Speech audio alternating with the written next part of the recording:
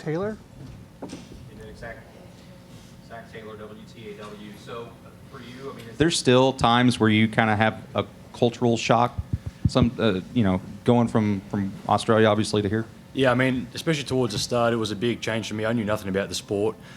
So for me, it was mainly coming and learning everything about it and, getting acclimated to what I have to get used to. So I still am learning about the game and I'm enjoying it more and more each year. All right, we'll go to the right side in the middle to Brent Wagner. So what has been the most surprising thing or what you thought you knew about Texas or Bryan College Station in particular that has surprised you the most in your time here? Geez, I knew nothing about, football at all. So for me, it was just the facilities. I mean, we got nothing like this back at home.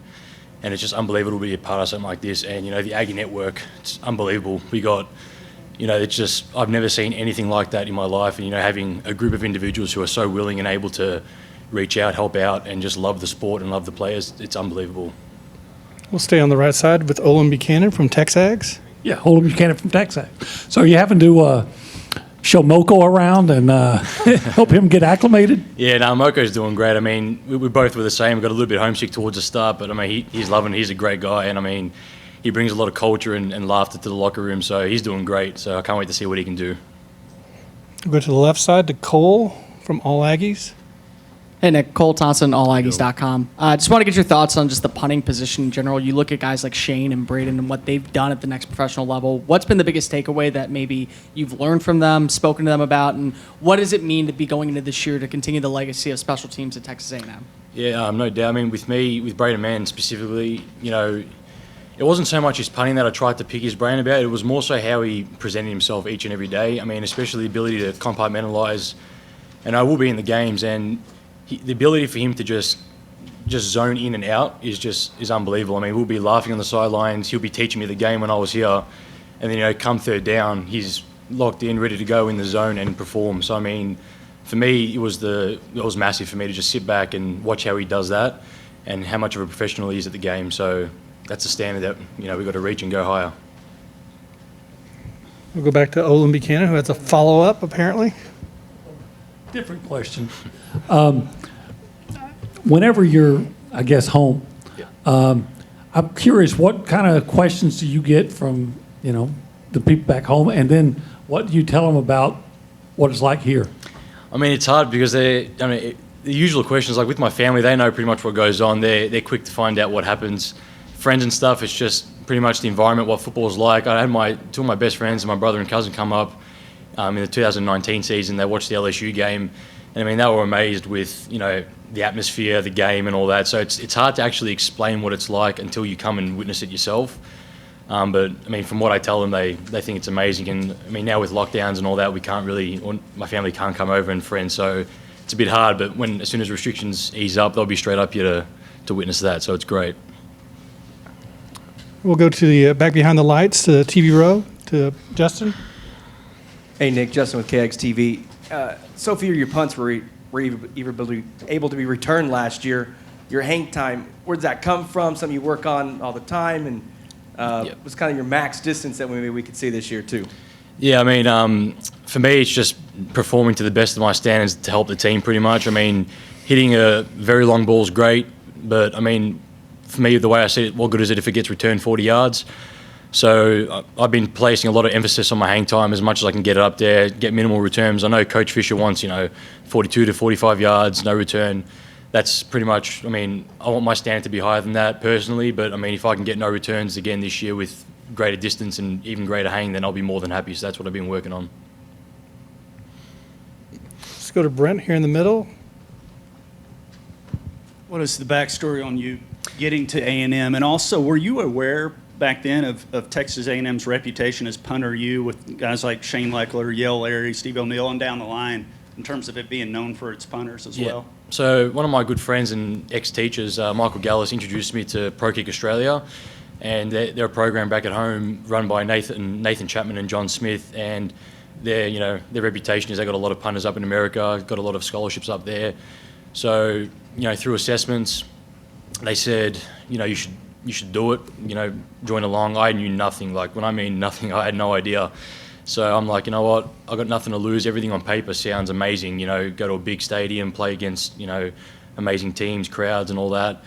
So I'm just like, all right, whatever happens, happens. And then, cut long story short, through a few FaceTime calls and sending film over, then I ended up, catching up with A&M.